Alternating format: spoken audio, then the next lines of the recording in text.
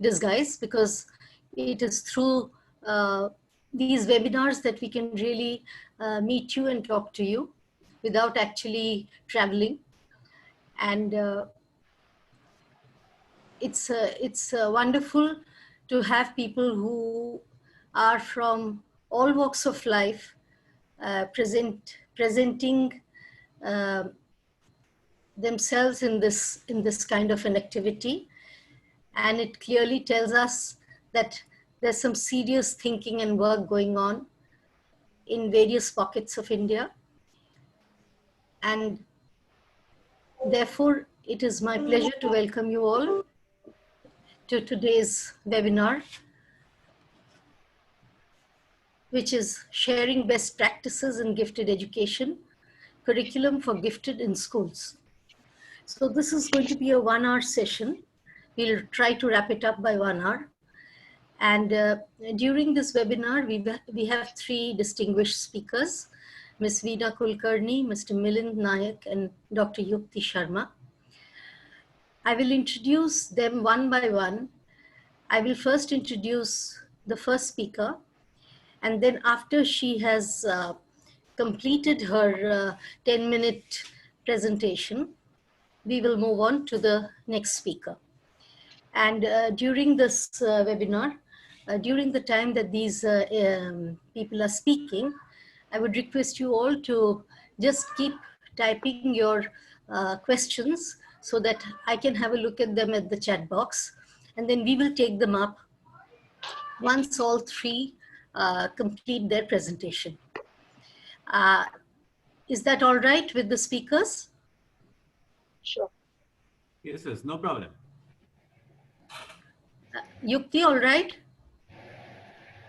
Yes, yes, perfect. Perfect. Okay. Doctor. Yeah. So it's my pleasure. It's my pleasure to now introduce you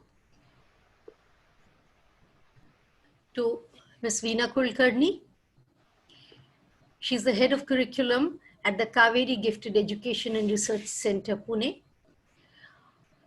Her work at Kaveri Gifted Education, amongst many other things, is mainly to design and conduct specialized enrichment programs for the gifted and talented students, as well as teacher training on differentiated curriculum within an inclusive setup.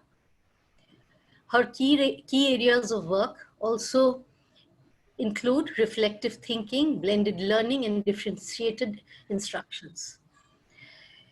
She has been a mentor for several STEM aspiring students. She's taught at the undergraduate and higher secondary levels, and has research papers in national and international conferences. So, ladies and gentlemen, I present you Ms. Veena Kulkarni. Thank you, Dr. Roy.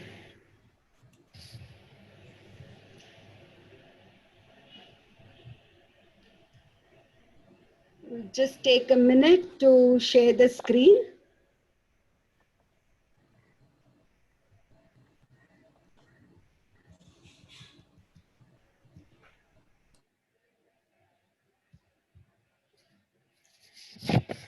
Thank you, Dr. Roy, for your kind words. I will be discussing about teaching practices that are used or could be used for the gifted in a mixed ability classroom.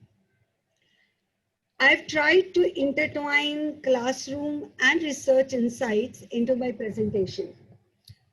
So if you see, generally in any educational setup, a classroom has diverse learners. And the biggest challenge of any teacher is to productively engage each child in her class. Most of the teachers plan their lessons for an average class. There are many teachers who are empathetic towards the students who take time to learn. And generally such kids are asked to wait after school and are given remediation. There are a few sensitive teachers who recognize or sense the boredom of the advanced learner in their class especially when the concepts are being repeated, they are being drilled. And so they may ask one odd question or Hello. may I request the audience to keep themselves on mute, please? Excuse me, sir. आप हमें Monday को call कर लीजिएगा. हम घर पे आ गए हैं, तो आप जो जो डिटेल्स बोले हमें रिलेट कर.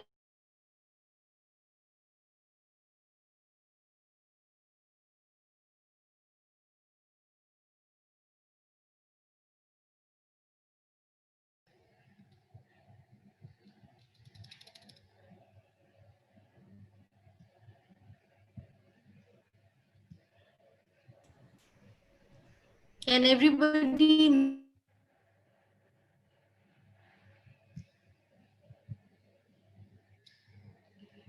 Yeah, so sorry for that small interruption. I'll resume. So there are certain sensitive teachers, and as they're teaching, if they feel that the advanced learner in their class are getting bored, then they ask them challenging questions, or they ask them, give them a few difficult problems to do. So the teachers do something or the other during their regular class for either end of the spectrum. The important question is, do teachers develop and implement robust plans for the diverse student population consistently? So there are various ways in which uniqueness of a gifted learner can be addressed. And the most apt, I would say, is differentiated instructional strategy. We are all aware of what differentiated instructional strategy is. So I will not delve into the theory.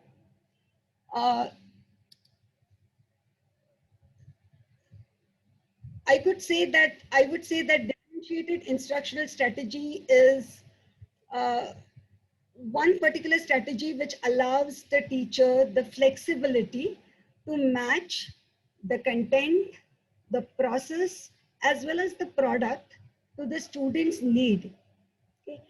And the main objective here is to maximize learning of each student in the class. Of course, DI, as it is popularly called, requires a lot of pre-work. So there has to be a classroom reorganization. The lesson plans have to be designed specially. The activities have to be planned. So all in all, a teacher has to make intelligent use of the resources available at hand. But I would say that apart from all this, the key criterion on which the success of a DI class depends is how well a teacher understands her class, her or his class, or uh, what is the trust which is shared between the teacher and the taught, and maybe all other stakeholders also. So, you know, if you take example of a math teacher, okay, if this teacher knows her class well, then she will know that, okay, these are the students who are barely able to cope up with grade level mathematics. And these are these advanced gifted learners who have an extremely good grasping ability, who are extremely good at logic, reasoning, abstract thinking, critical thinking, and are already familiar with the content which maybe she is going to teach. And then the teacher knows the entire range between these two categories of the learner. So she knows the entire normal probability curve of her class. Yes, it would be also beneficial if the teacher knows what the interests of her learners are, their learning profile. So like I said, the main criterion for successful differentiated instructional strategy and its use is understanding the class well and the trust between the teachers and the students. Now, there's no formula as such for differentiation that, you know, you do this, then this, then this. It's a principle. Uh, so the teachers could use differentiated instructions for the intact classroom, or they could divide the students into groups. Now, while using grouping strategy, the groups could be uh, made on the basis of cognitive abilities of the students, or it could be mixed grouping. So a single group will have students of different abilities, different interest levels. So basically, the strategy which has to be used should depend upon the suitability to the content and of course the teacher's style, what the teacher is comfortable doing, and of course the psyche of the class. Here I would like to take a couple of examples. Now at higher secondary level, all students do lab sessions. And typically in a lab session, the students are given a set procedure for any experiment, and they are just asked to replicate that particular procedure. Now here, a teacher can use ability-wise grouping strategy and could group her class as below grade level learners, grade level learners, and above grade level learners. The below grade level learners could be given extra scaffolding. The average learner follow the regular instructional pattern which is used for such lab sessions. Whereas the gifted students uh, could be allowed to design their own experiments. So when we say that the gifted students are good at problem solving and decision making, then this gives them a chance to design their own experiment. This will keep them engaged and it will also promote their learning. So what a teacher is doing here is the content is the same, the product may be the same. She could keep the product the same. She's differentiating the process for the three groups. If a teacher wishes, she could differentiate the product as well. Maybe for when the teacher uses the same strategy for a lower class and she doesn't want to tell them that this is the criterion on which she has done grouping, then she could use some different ways by which, there are ability-wise learning centers and each child is given a color-coded card. He goes to the learning center, picks up a folder of that color and starts doing the task which is allotted to him.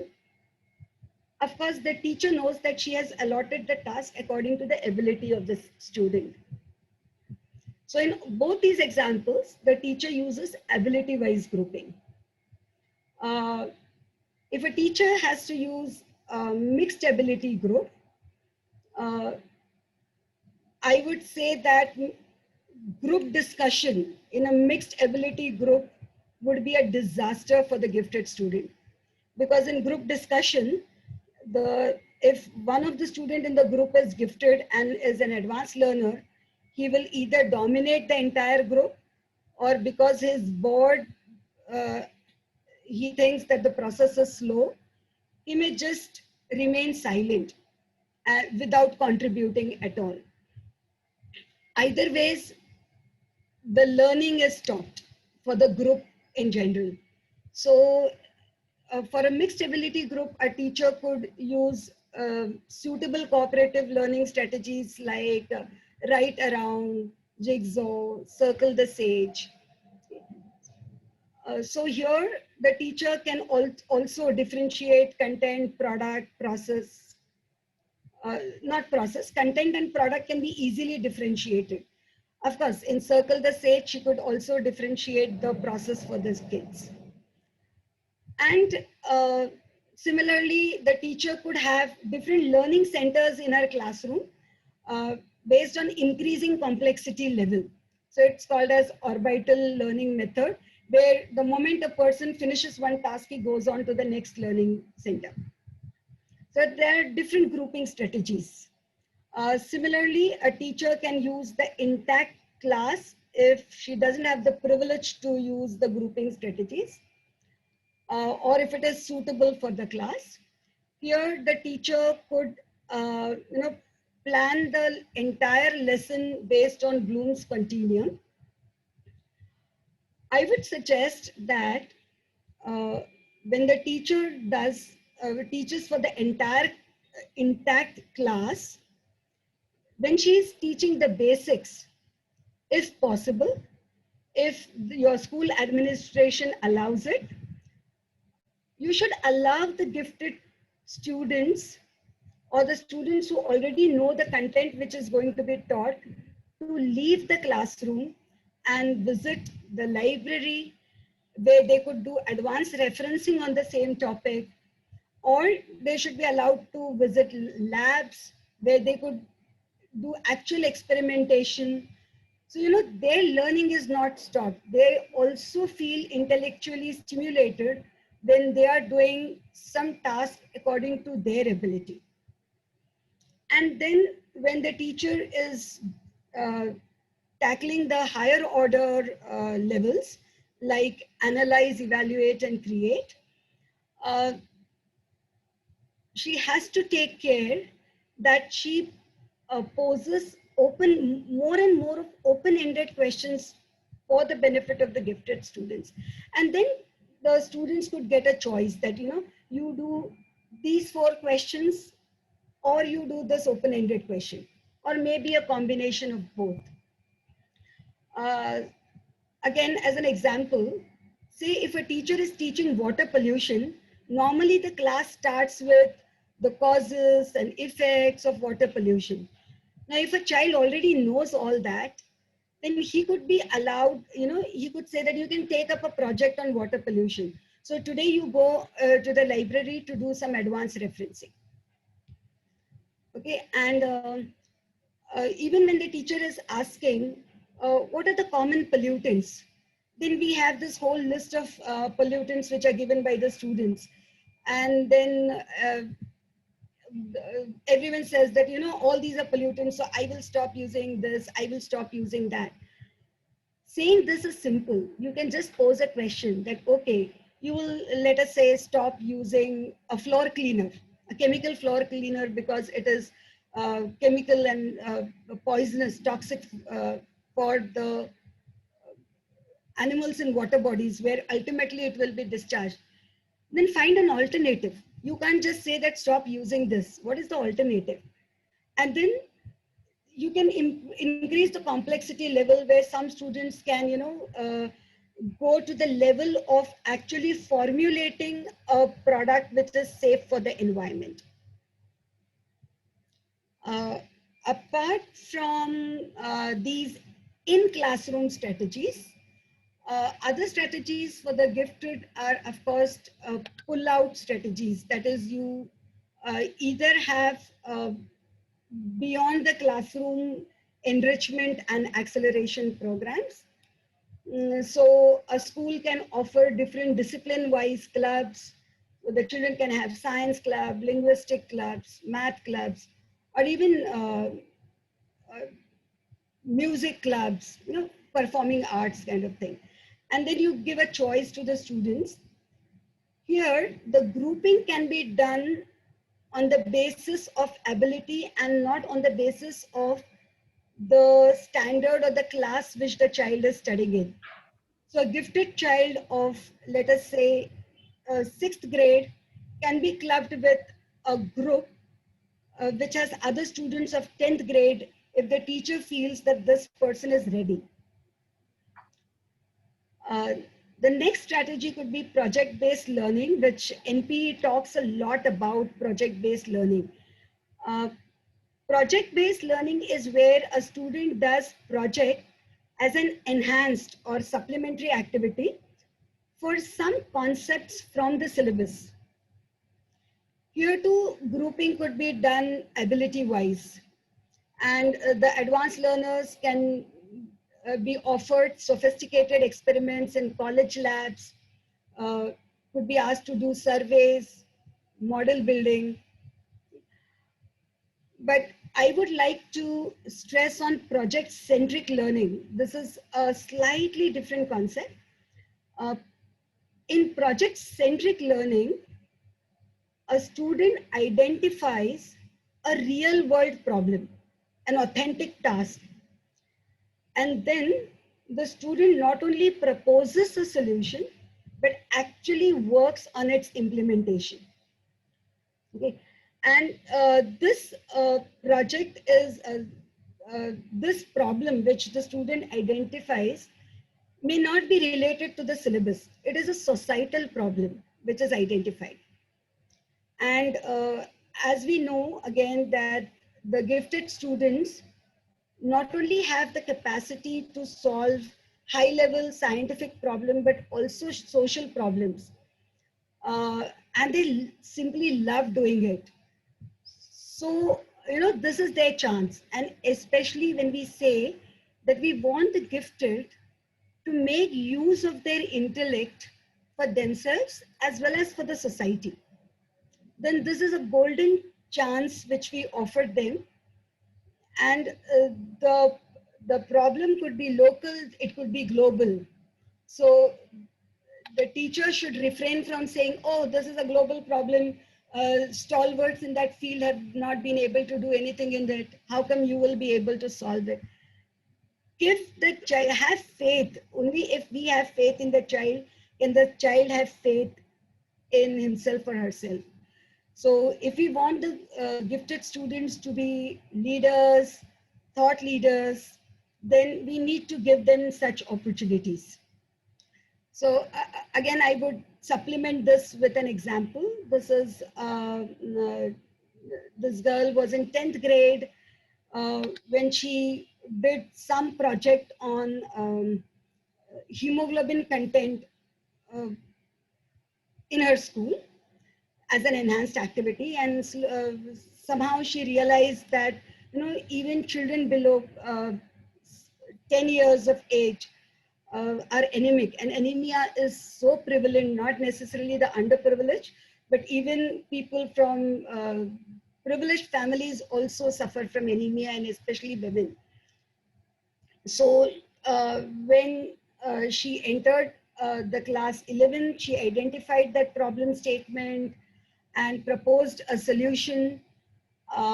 So initially the solution was very simple, preparing a beetroot jelly or something like that. But for past 3 years, that girl has been, okay, she has already won an international award for proposing a solution for that project. But she didn't let it go there. She is still trying to make a cost-effective product which has an improved shelf life, which is marketable. So I just gave one example which I came across. There are many such students who are capable of providing such solutions. And in project-centric learning, the school administration can support the teachers in giving such opportunities to the students. In the end, I would just say that uh, you could use grouping, you could use intact classroom, you could use any strategy which you are comfortable with, which is more of your style. You can use a combination of teaching strategies, but it has to be intuitive. A teacher has to intuitively decide that, this is how I will differentiate the classroom. And of course, it requires a lot of pre-work. So if a teacher decides to take 1 hour differentiated class, it will require several hours of pre-work. But then if teaching is a passion, then definitely the teachers would be willing to spend that time so that everyone in their class shows intellectual growth. So this is from me. Thank you. And as Dr. Roy said, the questions would be taken at the end. Thank you.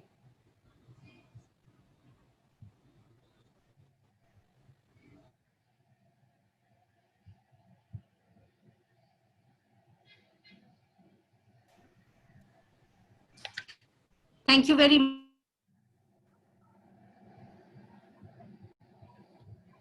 I was so worried about keeping time. I think I have just finished it maybe much before time. So I'm happy about it. Thank you, Veena. I think Paramita is having some network problems. Paramita, are you there? I always have network problems. Hello? Can you please, yes, can you please, Yeah, looks like she has some connectivity issues. I'd like to invite and welcome our next speaker, Dr. Milind Naik. He's the principal of Jnana Prabodhini Prashala. He's done several leadership training, working on programs for gifted students, accelerated mastery learning for gifted, diploma in school management, and he has a master's in organic chemistry. He's the member of Curriculum Committee for Diploma in Elementary Education, Government of Maharashtra. It's wonderful to have you, Milind, with us, because Jnana Prabodhini is one of the oldest gifted students institute that has been catering to students for last more 20 to 25 years. I think they started in 1968, if I'm not mistaken. And especially Dr. Naik has a lot of experience working with students, and he's been also a teacher working with children before he became the principal. I'd like to welcome you, Milind, and please take over from here.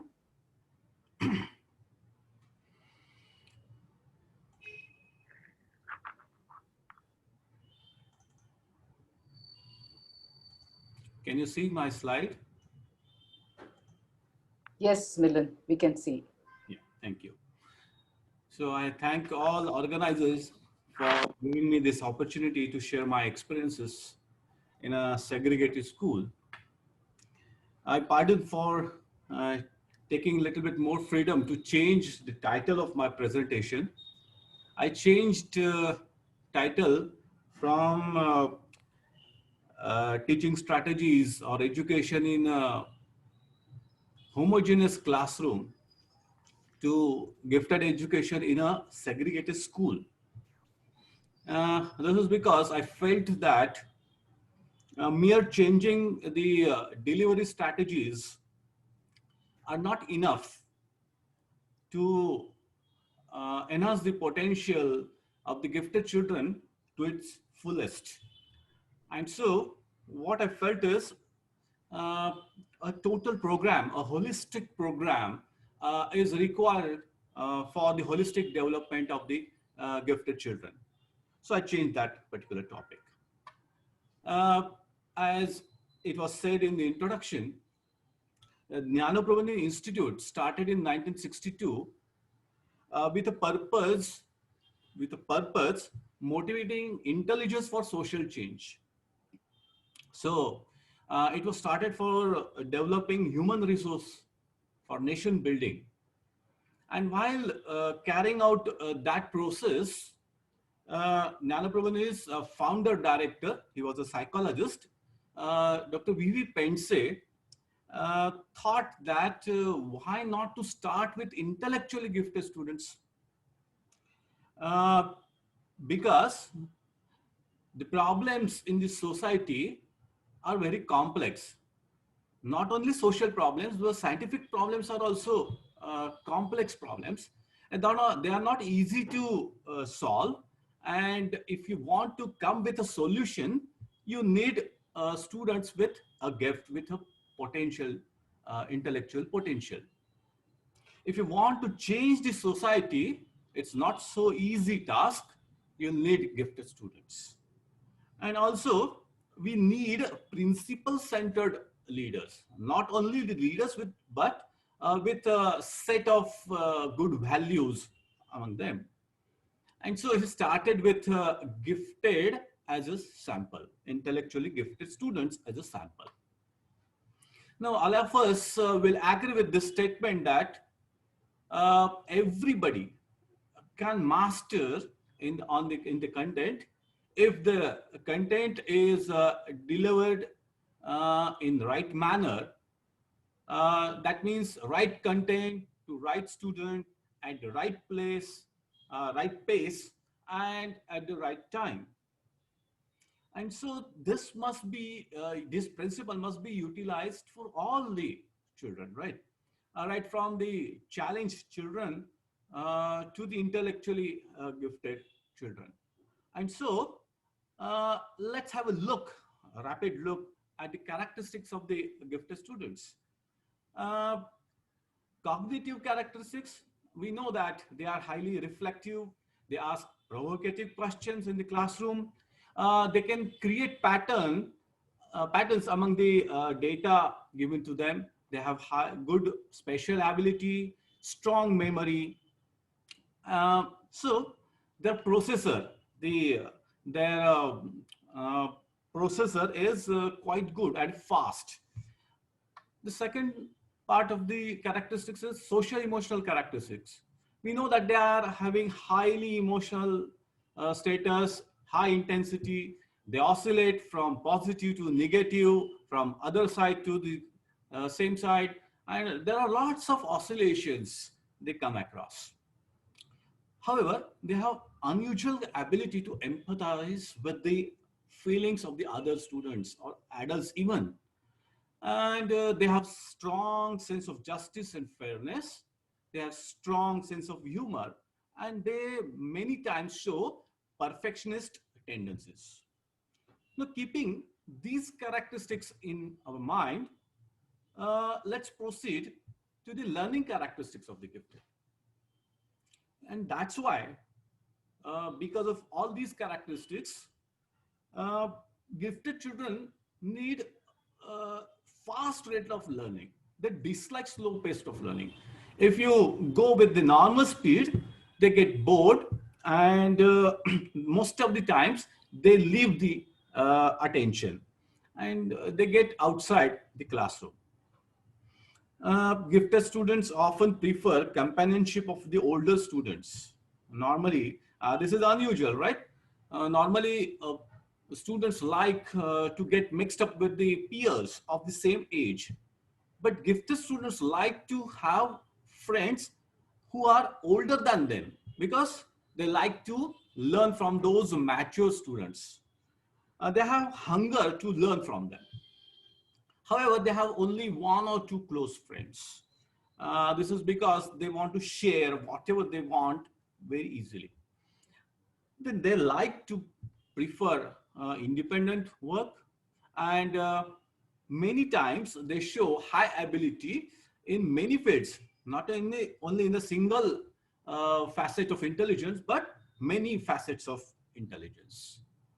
So if these are the characteristics, and keeping the principle that everybody should get the education according to his hunger, then we should change the process of education. Now, if you keep all these characteristics in your mind, then not only the classroom strategies, change in classroom strategies are enough, but you need altogether a different program. Otherwise, you will not be able to challenge all the facets of the gifted students, and they may not reach up to their real potential. And so what do we need to do? We need to change the curriculum altogether. We need to use different kinds of strategies and methods in the classroom, and we have to put them in enriched environment. In doing so, we are doing lots of efficient work. We are utilizing resources to its fullest extent. We can provide a proper social environment for the gifted students. And apart from these all advantages, we can focus on the enhancement of leadership qualities of the students, which is the basic requirement, because the gift is giftedness is a boon, right? And it should be used for the society. Now, what we have done in our school, we have changed many things in the school environment, keeping these characteristics in our mind. So, first of the part of the any educational process is the curriculum. What about curriculum? We have made it very compacted. Uh, Many times for the curriculum which is used for normal sample is spread over say 10 months of the year. We complete that part within 8 months or less also. So it is compacted. Sometimes some concepts are left, or sometimes some part of the portion is kept for self-study. We leave it on the students to study. So it's made compact, and sometimes we teach higher level concepts in the lower classes as well. For example, I would like to tell you that last year the class of 9th student were learning the quantum physics, and some students were learning calculus. So normally these concepts are taught when they are in the 12th or undergraduate program. But these students could learn and catch those concepts. So in order to make it challenging, many times we teach higher level concepts to the lower standards. Sometimes we have uh, uh, prescribed higher standard books to the lower standards as well. So this can be done, and if you do this, uh, these gifted students catch up, and as they are challenged, they are engaged in the education. Then what happens is some time is left, right? I told you that the portion which is spread over 10 months of the year is completed within 6 months or 7 months or 8 months. So the left time is given to the co-curricular activities for the sake of personality development programs. So we haven't focused only on the academics, but we are focusing on the overall personality development of the programs. Rather, we don't use the words curricular and co-curricular in Prabodhini. Everything is curricular over here, and for the sake of overall growth, overall personality development of these students. Now, this can be applied to the gifted students because of their high intellectual power, high abilities, and they can face multiple tasks at a time. They are doing lots of work at a time, and they can manage the stress and the time also many times. So this was about the curriculum. Courses, we offer lots of options. Uh, for example, there are special interest groups, and this is to nurture their strengths. How much freedom is given? You won't believe, but if a group of 10 students come to me and says that they want to learn something, for example, say Chinese, we start that particular course. So the basic, only the need is that there should be hunger for learning. So if a group of 10 students, sometimes less than that also is allowed, we start that particular course and they can master that particular interest. Besides that, there are lots of opportunities and options given in various stages of learning. I will not go into those details. If you want it, if somebody asks question, I will answer those. Uh, we also allow students to learn with self-pace.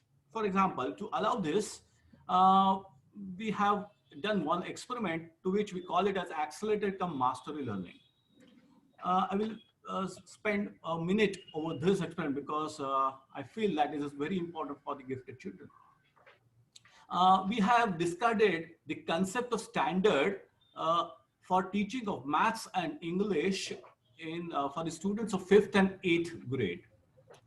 So instead of having standards, children go to various levels for learning the English and maths. So for the students of 5th and 8th grade, we have divided them into 8 levels, and student, whenever student goes to a particular class according to his or her achievement level. So it may happen that a student of say grade 6 is in level 7 for English, and a student of say grade 7 is in the level 3 for maths. So it all depends upon his ability of learning, and once he feels that, so we also allow that when he feels that he has mastered the content, the examination can be demanded. We give the summative level examination to that particular student, and if he covers up that, he passes in that, he is promoted to the next level.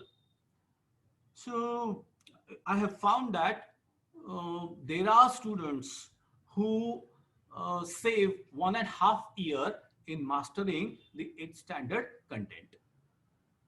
So this is very different kind of experiment that we are doing. Further, we need high ability teachers for the gifted students. High ability, by high ability, I doesn't mean that they should be experienced one. Experienced one doesn't mean high ability. Experience means many times they have taught the same topic many times. But for the gifted children, you need reflective thinkers. So many times gifted children love young teachers because they have ability to answer the provocative questions asked by the gifted children. So he must be reflective thinking means he must be able to answer it quickly by processing the data. And so reflective, what we see while appointing the teacher is not the content or the degrees, but the ability of the teacher to reflect upon the questions asked by the students.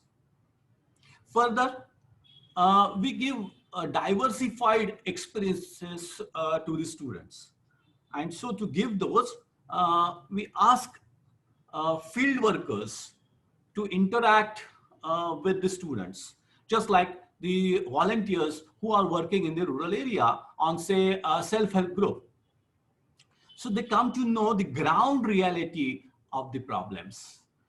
And at the same time, we ask the eminent people or the leaders in who are working in various fields, like say researchers in ISER. So they interact with the students, and the students come to know what sort of work is being done at the frontiers. So the both ends are understood by the students. Then about methods, deductive type of methods are preferred over the inductive type of teaching methods. So instead of telling the principal and asking them to practice the problems based on the principle or the law told, what we try to do is we cater the data and ask the students to deduct the law from that. So simply, in simple words, you can call it as constructivist approach, right? That we all know about. And lots of freedom is given to the students to ask the questions, and open-ended questions are many times asked. So deductive methods are preferred over the inductive type of methods. Further, we try to give tasks which are in a group, which are to be carried out in a group or in a pair.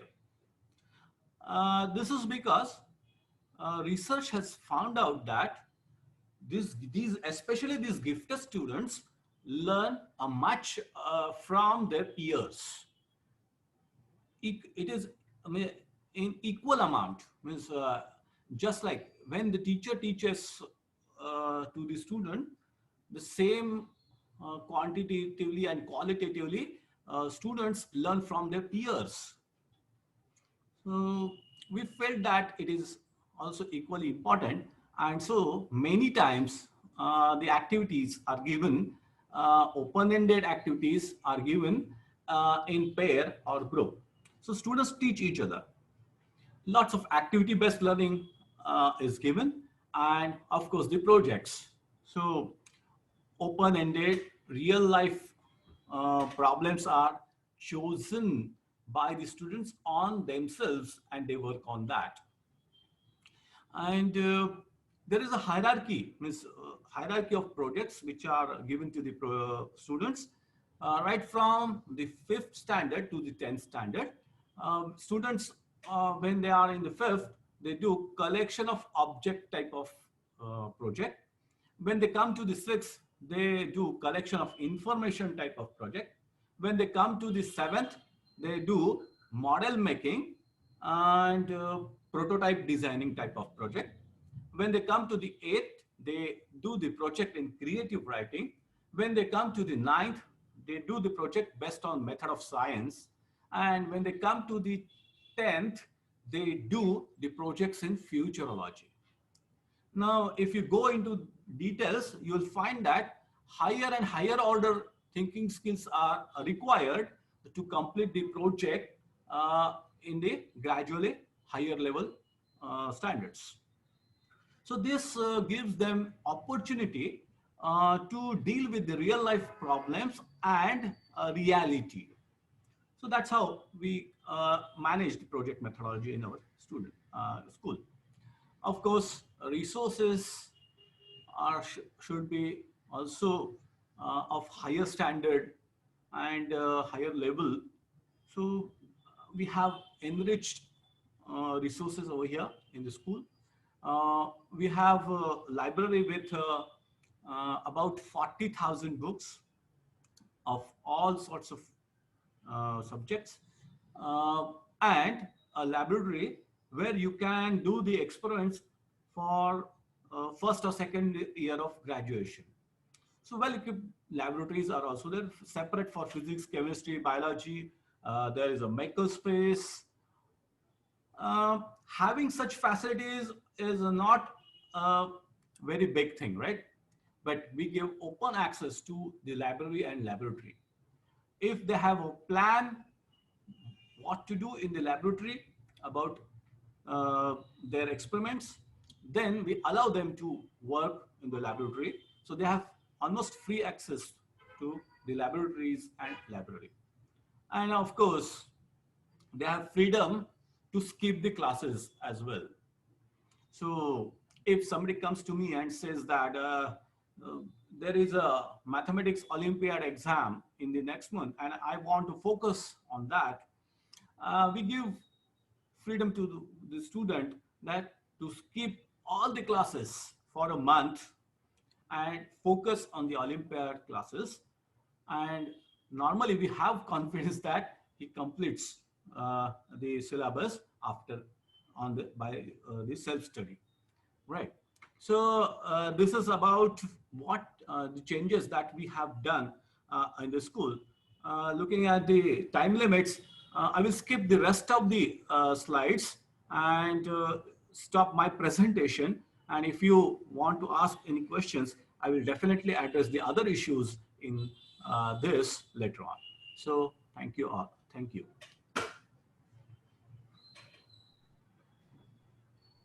Thank you very much, Dr. Naik. You really explained very well what is really essential for gifted students in the school, and the many layers that you share in terms of freedom, how curriculum is explained and expressed by teachers, that we need young and committed teachers who can really meet the target of what the child is really trying to say and work along with them. I think everybody gained something out of it in terms of understanding how to really work with gifted children. And you also broke it down into small levels, into projects and what you really do. Though it looks very complex when a teacher really looks at it. And like Veena was saying, if teachers are very passionate and committed, they definitely can work with young, curious minds. With that, I would like to introduce our next speaker, Dr. Yukti Sharma. She's also in our panel of policy group along with Dr. Roy. And it's a pleasure to invite you, Yukti, a senior faculty, Department of Education, University of Delhi, teaching and guiding researchers in the area of science education, environmental education, and inclusive education. She is also author for national and international journal peers, books, and chapters, contributor in NCTE, NIOS, IGNO, NCRT. What I really admire and enjoy whenever we interact with Yukti is that her commitment towards research, being in Delhi University, always motivating young aspiring students to do research in gifted is a very, very difficult task because students don't see not only getting data, but also working and seeing a future with this. Only those who live with passion will be able to do it. So it's a pleasure to welcome Dr. Sharma. Please take over. Yes, thank you so much, Dr. Devasena, for the kind introduction. As she has already mentioned that my forte is research, and I have been, since many years in the department engaged with research in gifted education. And so today I'm also here to discuss researchers in gifted education in the context of India. We have already heard two very insightful lectures by Mrs. Veena and Mr. Milind, and they have been sharing about the practices that they have been doing in their respective institutions, which were really a very enriching experience for me also, because whenever I hear to these practices, they come right from the field, and the engagement of, these experts with the children who are gifted, who are creative, who are potentially very high-end learners, is always a learning experience. So gathering these insights from the practices, I'm trying to locate it into the arena of research in gifted education. Now, this session basically would be looking at research, of course, first thing, but also looking at a dichotomy that exists, which divides the education system into gifted education and general education. Also, what is the relationship between the two? Because when we look into research, research doesn't happen in vacuum. It happens in relation to what is happening in the theory, what is happening in the policies, and what is happening in the practice. When we talk about this, we do talk about how gifted education is related to general education, what kind of relation, if at all they have, how does it exist in India, and the very recent policy that has been launched, the NEP 2020, how is it going to, or if at all it is going to, influence this relationship? So to begin with, I'm not going to go into the details of NEP because you must all be reading it also. You all must be hearing it also in various webinars. So we'll quickly, we know some of the highlights of the NEP in relation to gifted education are like innovative pedagogy. It's related to, they're talking about leadership in this context, which Mr. Milind has also talked about in his school. They talk for various kinds of supports for the gifted. They talk of various kinds of opportunities which are specifically for the high ability learners. They talk of alternative innovative practices. They talk of research centers, resource centers that Mrs. Veena has also talked about. They also talk of mentoring the senior faculty to prepare them, for the gifted learners. So these are some of the highlights that we need to discuss at length. We need to deliberate upon, we need to operationalize them. That we'll keep doing, I suppose, in the coming months, in the coming years. But what I'm trying to focus on right now is which brings this to the attention that at least the policy is talking about all these aspects. We are there to deconstruct it, to decode it, to further understand it. Why I'm saying this because in particularly is because when I locate this session in the research which is happening in gifted education, let me first tell you why research and why talking about research is important in the context of any nation. You know, research guides the practice. It's the other way around also, you know, the practice may also guide the research. And in context of India, in gifted education, exactly this is happening. The practice is guiding the research. How much is the research guiding the practice? That's a big question mark. This is one thing. The other thing is there is a top-down approach always. Research always takes, I come from research, but I still say that research always takes a higher position in the hierarchy. There's no denying the fact, although we are struggling to change this hierarchy, but it does exist.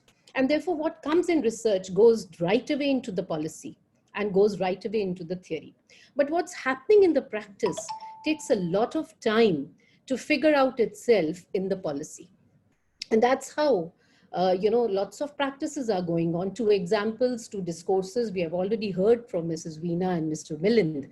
But what happens to these practices? They remain localized. They don't become or they don't come into the national arena of policy or theory, whatever we talk about. Or they don't get representation at the national level as they should get. Or we can also say that they may not be considered generalizable or transferable from one location, one context to another. So these issues do come when we talk about practices, and that's why research always takes a higher position with respect to practice. And therefore, these isolated practices, which sometimes are left also, as you know, I was also reading Dr. Roy, Dr. Paramita Roy has also written a paper on gifted education in India. She also mentions the same thing if I read from her paper. She says that in India, you know, research in gifted education goes back to 50 years. Since 50 years, we have been doing it, but it lacks that systematic and empirical grounding. The practices are not getting documented that the way they should. They're not getting that legitimization from general education. They're working as an alternative system of education, which is somehow struggling to survive. And all that is somewhere affecting the research also. Another point which is important is that, as I said, that the research also legitimizes or authenticates through these empirical findings various practices that have been going on. So that authentication is also very important in research. Another important point is research itself influences the theory also and also the practice. But on the other hand, the research itself also gets affected by the society, by the theory which is already existing. Like, for example, you know, for any research, where does the funding comes? It comes from the major government organizations. And these organizations have review committees which are having people who are experts in the field of education. Now, if in the context of India, if I talk about, you know, these are the gatekeepers for any research. So they decide which research should go ahead and which not.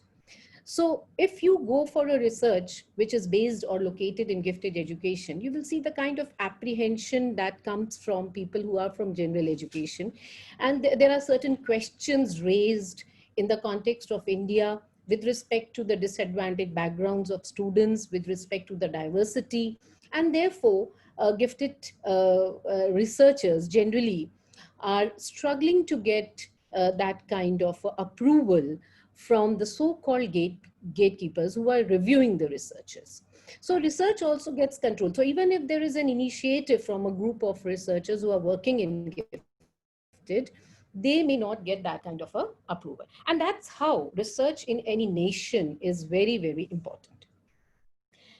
This is one thing. Now, if we talk about research in particular in gifted education is what has happened now, because one thing we would agree that there was a dearth of researchers. Not many researches were happening, and the kind of researches happening were not equitably distributed across the country. There were certain regions where research was happening more, like In Pune, we had many centers which are doing. Delhi University was doing. There are certain centers in south of India. So in Calcutta also, Jagdishpur Center is doing. So there are centers which could be named, you know, which are doing researches in particular regions of the country, and it's not spread across the country. So that was one of the feature which was there. Other than that, what kind of research was happening was majorly related to identification of the gifted or nurturing the gifted, looking for some of the resources which could be in particular helpful for the gifted, or focusing on the pedagogical strategies as have been mentioned by Mrs. Veena and Mr. Milind, whether it's about enrichment or it's compacting. So we were talking about, but where were these strategies coming from? They were all coming from the Western literature, majorly. And why they were coming from the Western literature? The researchers were guided majorly by. So even if we want to take a definition of giftedness, we would borrow it from a Western philosopher. We do it in other areas also. But along with that, we do grow in other areas also. But in gifted education, we haven't grown. We still borrow the definitions. And why it is happening is because theory would progress and evolve only when research takes initiative in it. So we kept borrowing, and at the same time, somewhere we were also stagnating in the kind of gifted practices that we were doing, because our focus remained more on the academic giftedness. And on the other hand, what happened in the West was they kept evolving their idea of giftedness. In fact, they dropped the term of gifted also, and they moved on to a different term. But we remained on the same term. Why? Because we were not getting informed by the research. Research definitely helps us to update our knowledge in a particular area. That area grows with research. So when that was not happening, the idea of gifted somewhere got, it got frozen with that traditional idea of gifted. In fact, in West, if we see gifted, from gifted learners, they have actually moved on to gifted education, which is for all. So they are making the idea of giftedness also more inclusive in its idea, and not an elitist idea.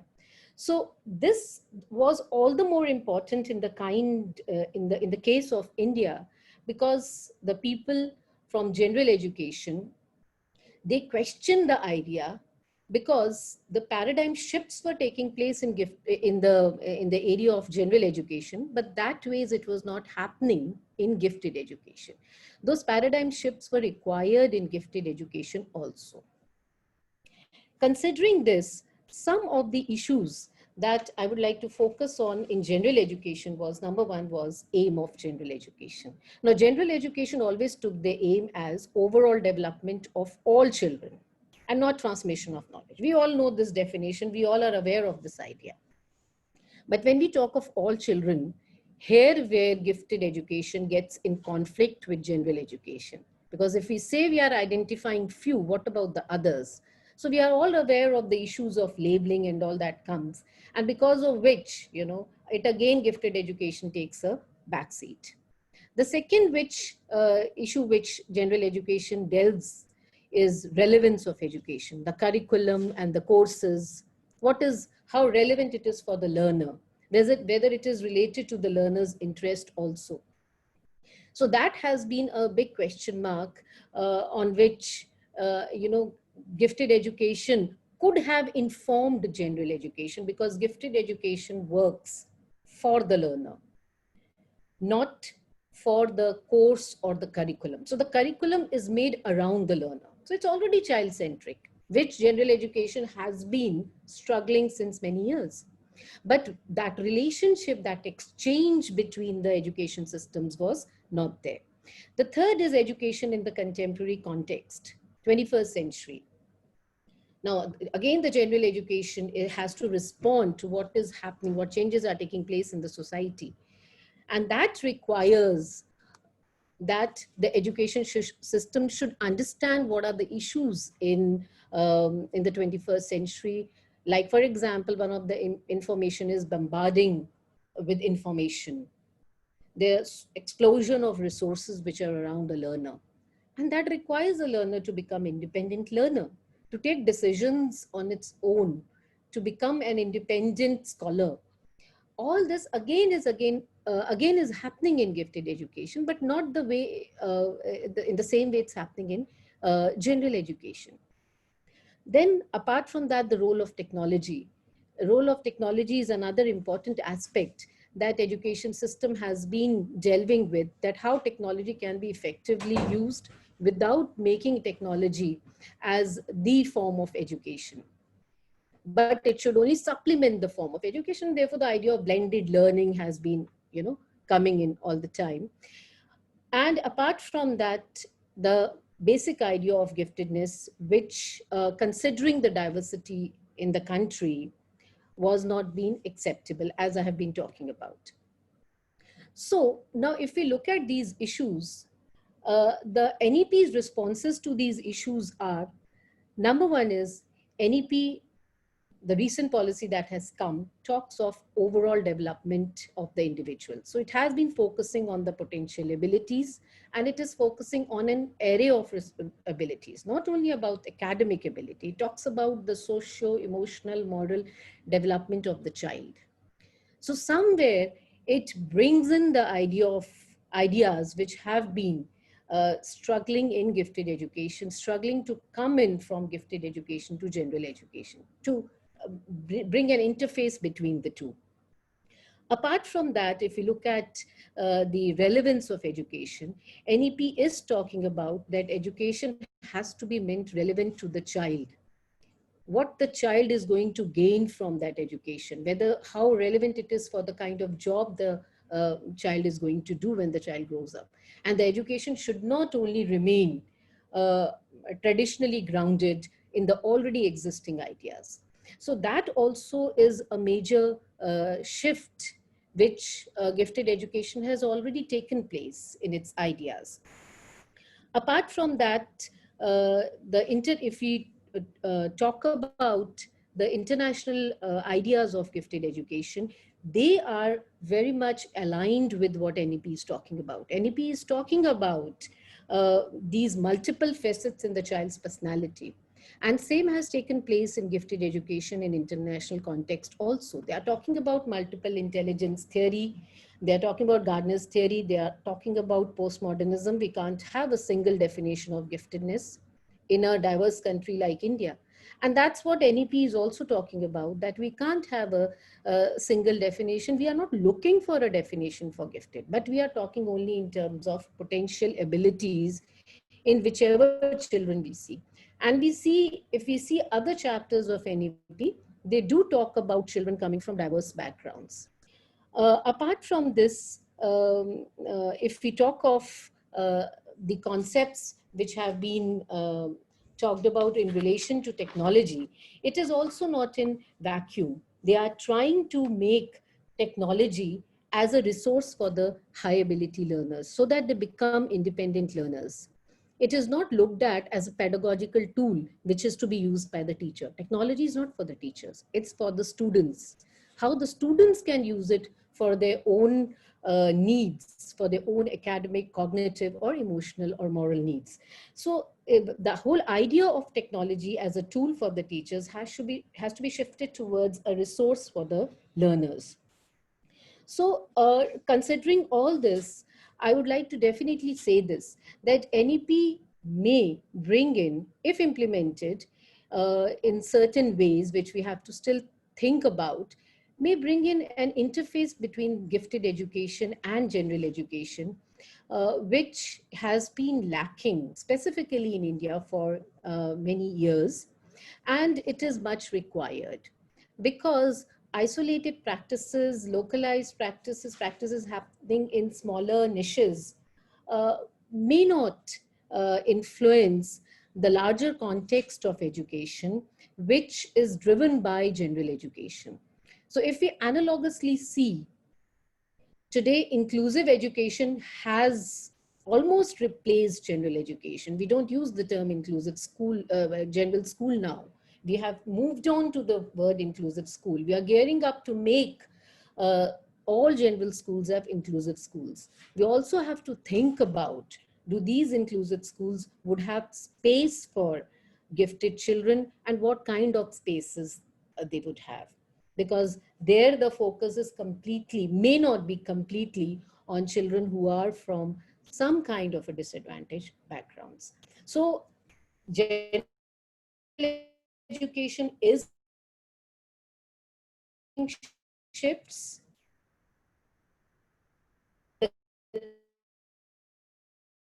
Inclusion shifts. The idea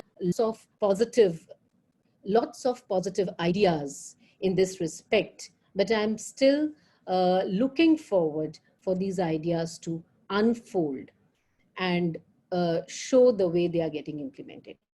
But at least one positive thing is that NEP has talked about gifted and gifted education, which has never got its representation in the policies that have come before this.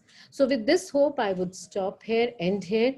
And as Dr. Roy has already said, we would like to have some questions before we finish with this program. Thank you so much.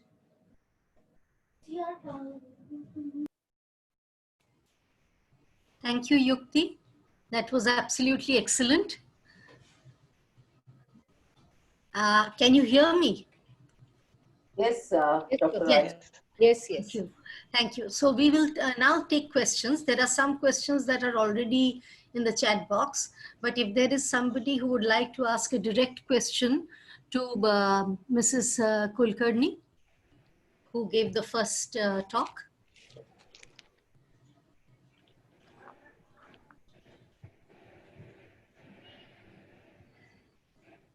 Anything specific that you anybody would like to know from Mr. Vatve, from Mr. Naik?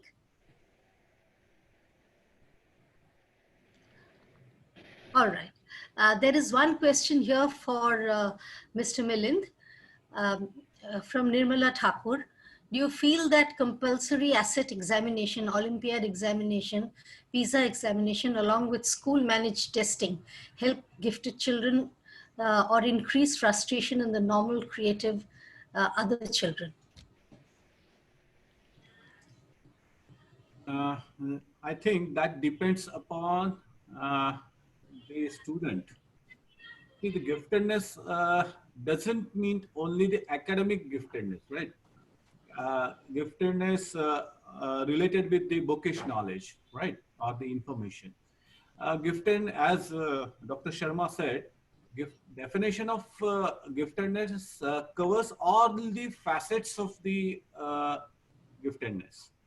And so if the student is academically gifted, that we have to sort out what are his potentials, then the examinations like Olympiads or the PISA would definitely help him to sort out his strengths or weaknesses and definitely help him to grow further. But the child who has giftedness in say special ability or psychomotor skills, then he must participate in makerspace contest or the tech fest contest or the hackathons, where he will get the opportunity in mechanical engineering like or creativity like things. So that depends upon the personality or the giftedness of the child, where he should be exposed. I hope that answers your question. I would like to ask, here is somebody who is MGSVP. I am sorry, I don't have your name. So could you ask your question? It's already in the chat box, but if you would like to ask the question physically, and to whom is this question directed to?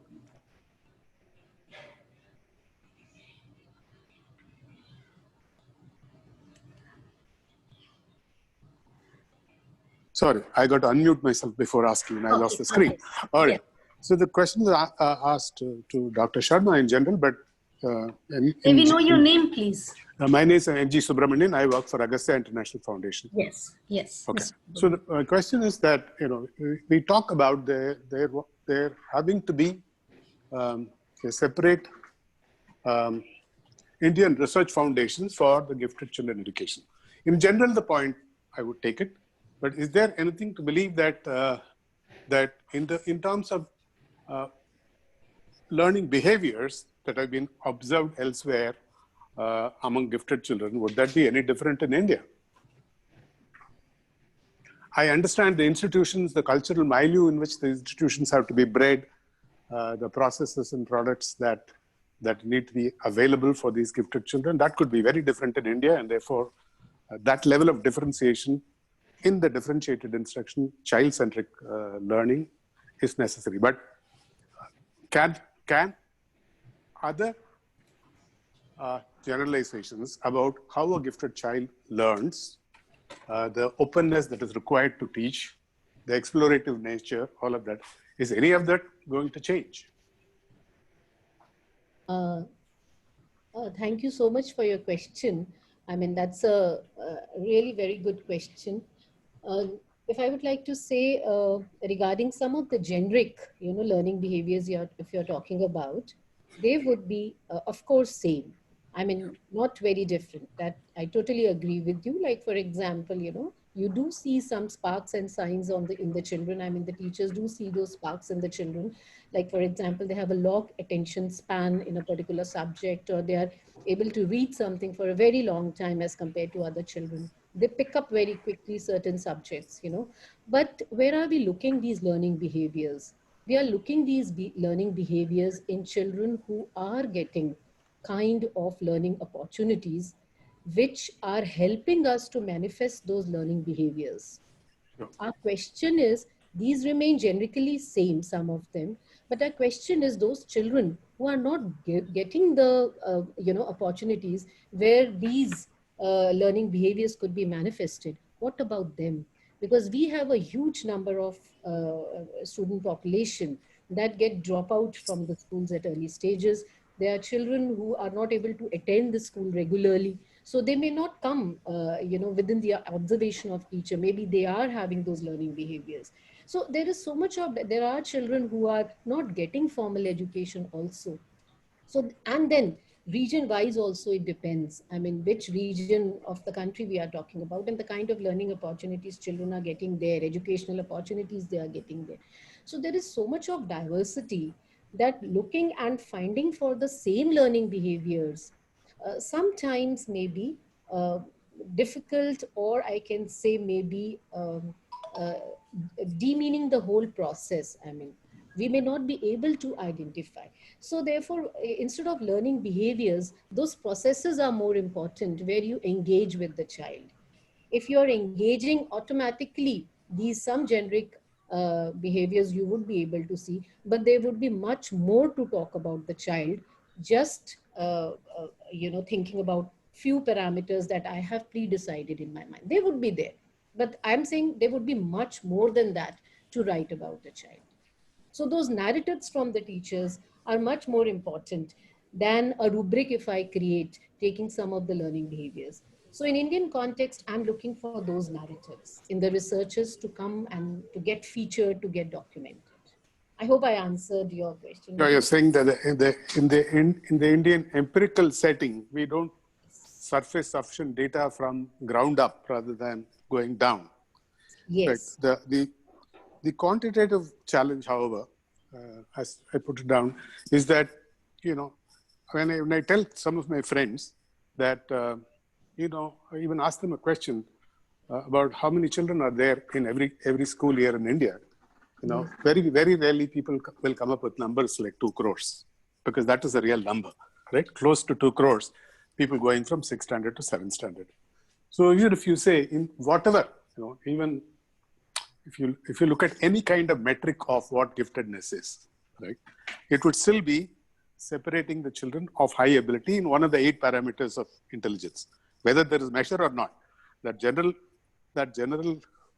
definition of what a gift is can be accepted, in which case we are talking about something like 2.5 lakh gifted children of various kind of gifts. I'm not talking only about IQ or creativity or psychomotor abilities or X or Y or Z. So, Yeah. so in one thing that in the context of new education policy, it does not recognize or state the quantitative challenge that is in front of us when we talk about gifted children. Right? And that's a big challenge. It's not an easy challenge because for a moment, if you assume, take gifted children of the 12th grade, right? And I'm not putting any labels on whether JEE is the best way to go or not. But if you just look at all the premium educational opportunities, so-called, I'm not going to characterize them, right? If you look at and add up and say, do we have 1.5 lakh seats in the premium education opportunities of the country? I think the answer is no, right? So even the NEP, in my mind, has not looked, having recognized it, if they had only, how do you think this thing is going to be bridged?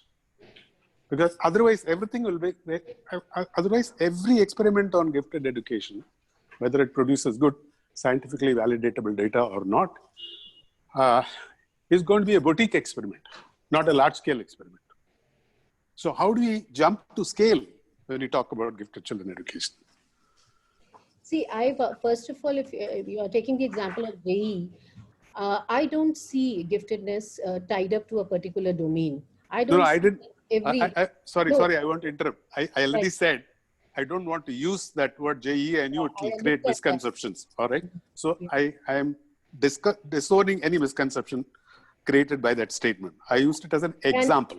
Yeah, I understand you have used it as an example, but what you used as an example comes as an outcome in higher education for most of us. Most of us, if we see that a child is gifted, we do see that the destination of that child should be a JEE or something like that. That's what I'm just trying to break that notion. I'm just trying to break that because once we break that notion, we could see that higher education may grow in its opportunities.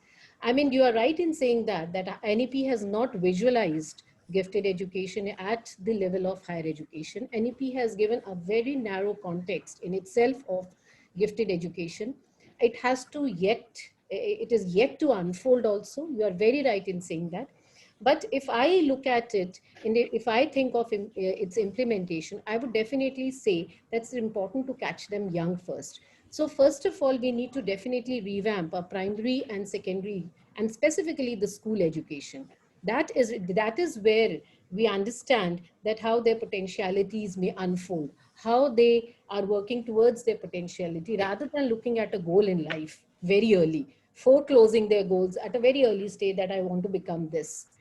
The school education system has to be a process that helps the child realize what the child wants to actually become, what are the abilities of the child. So that's why I'm saying, in fact, gifted education, if has a hand holding with general education, can revamp the general education also. It's not about gifted education alone. So when I see a positive insight in the current policy, it's not because of gifted education only. It's also, my concern is also for general education. Even if we create a center for gifted education, and around 10% of the children go and get the best of the education from there, and the best of the government organizations work towards it. But what about the other children who couldn't go into that center? My concern is for them also. So when NEP recognizes a particular way of system of education, that is gifted education, I see it that they should borrow the strategies, the resources, the ideas, the insights from gifted education and bring it into general education. I have been saying this from the last 15 years. Since I started doing researches in this area, that gifted education just cannot go parallel with general education. Because the researchers in gifted education has proved that there is no age for gifted. We don't know at what time a child manifests its giftedness. So we now consider that giftedness is a potentiality which is present in every child. And that too, general education also agrees. So if we say that, I see gifted education as an area of knowledge, as a discipline that needs to inform and in fact help general education grow in this direction. So that is the way which I see, and that's why I see it as a positive move in the NEP. When NEP at least mentions about this area, not about the children only, but about the area I'm talking about. Children would be served if the area is acknowledged. This is my concern, and not one child, but all child, because all children have some or the other I in the domain. Yes. So I hope okay. I think we should. Yeah. Yes. This was a very interesting discourse, and I particularly liked another question by the same gentleman about whether there is a need of gifted teachers for gifted students. Yeah, Okay. we also have two people who put their hands up. I think Arpita and someone. Yes, if I think Arpita wanted to ask a question, so go ahead, Arpita. Ma'am, excuse me, I'm Indrajit. This is my wife's cell phone which I have been using. She's Arpita. I apologize for the thing. Okay, okay. Ma'am, I'm Indrajit Padre from Aditya Birla Public School. I'm principal here. And last year I completed my gifted education certificate course from Iowa University, USA. Ustina madam was our teacher, mentor, so I'm very happy to see her here. Can we see your face, Indrajit? Yeah, these are not. Okay, ma'am, just I'm unmuting my. Yes, wonderful. Please go ahead. So it's a very nostalgic moment for me to see Madam Devsen on screen. We had very interactive sessions with her in Mumbai, 4 or 5 days. And I learned a lot about gifted education from her. She told many anecdotes about Kaveri Institute, and she invited us, but unfortunately we could not visit. Only I asked one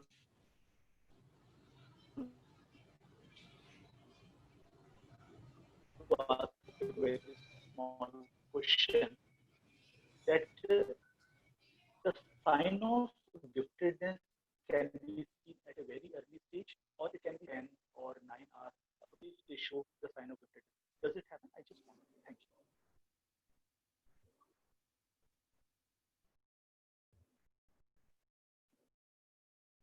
Can you ask the question again? Because your video was on, we couldn't hear your question clearly. Ormita, are you there? Yeah, ma'am, should I repeat my question? Yeah, please do. My question is, the signs of the indications of giftedness are always seen at a very early stage, or it can be seen later on also, like when child completes 10 or 12 years and suddenly some indications of giftedness appear.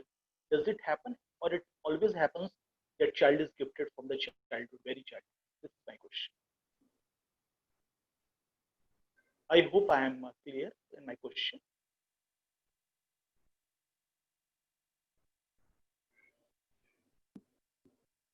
Ormita? I couldn't catch what he said, but what I could figure out is that he was trying to ask us, the speakers, that whether a gifted child is gifted right from the childhood, or whether it is later that one can develop giftedness. Is that right? Yeah, that's right. I think Dr. Naik could kind of step in.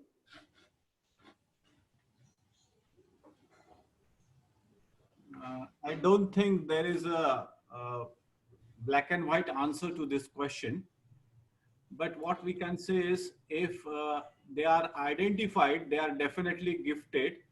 And if it is not identified, then it might have remained dormant. So you cannot answer this question in a black and white way. That's what I feel. Right. So I think we have already overshot our time drastically. If there are any other questions, we'll be happy to take them. Otherwise, I would like to do a summing up. I think one more question. Can you throw some light on skipping grades? Is it correct if the child is gifted and he's getting bored in his standard? By Amrita Balerao. Veena, can you just step in and answer? I couldn't hear Devsena. I'm trying to find a question, in fact. Can you throw some light on skipping grades? Is it correct gifted and getting bored in his standard? Yeah, so one, our policy, our educational framework does not allow it. Secondly, we really have to see whether when we say that the child is gifted, he may be extremely good at abstract thinking and thereby good at math and science. Need not be good at languages also. I mean, to that extent. So when there is, so it would be better if the school framework allows the student to attend the subject in which he is showing higher ability, to go and attend in higher classes, like how like Dr. Milind Naik said, that how they do in Prabodhini, that they have levels and a child is allowed to attend higher level for that particular subject. And if we have to really plan grade skipping, then we have to actually find out the abilities of the children in all the subject, that is preparedness, readiness for that class, to allow that grade skipping. So Yes, I think that was a considered answer. And now I think it's time for us to wind up. What happens with these webinars is that we come hoping to get answers to our questions, and eventually we are landed up with more questions that we need answers to. And the three presentations were excellent. In that, each presentation gave a viewpoint that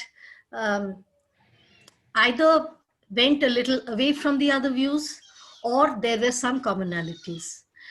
And I particularly felt that the first two speakers, they brought forward beautifully the characteristics of the kind of environments, learning environments that they work in. However, the question is that we haven't been able to discuss the demerits of both the inclusive school system as well as the segregated school system. Because I know that Mr. Naik already has had a few slides on that, and I would have been interested to discuss the problems, the challenges that segregated schools meet, and the challenges that are faced by schools where inclusive education is a policy. But by the time these two talks got over, we were now confronted with this huge arena of research and why it is both complementary and supplementary in view of the NEP also. And it threw open the sheer vulnerability of all researchers in this field, because the starting point seems to be still not a very fixed point, and one doesn't really know where to get that foothold. However, saying that doesn't stop any of us who are present here from pursuing what we think is good for the talented students of our society. And it's through this diversity that I think we will eventually find an answer. And the reason why we are continuing to, have discourses on this is because it's not because we want to impart any knowledge or anything. It's because we are just thinking aloud about what are the things that we are facing in our inquiry, in our search for the correct paradigm for gifted education of our country. And I would like to thank everybody present here for patiently listening to the speakers, for being present to give their attention and questions. And I hope that we will meet you soon again. And if there are no more questions, I would like to announce that the meeting is now ending. Thank you very much. Namaskar.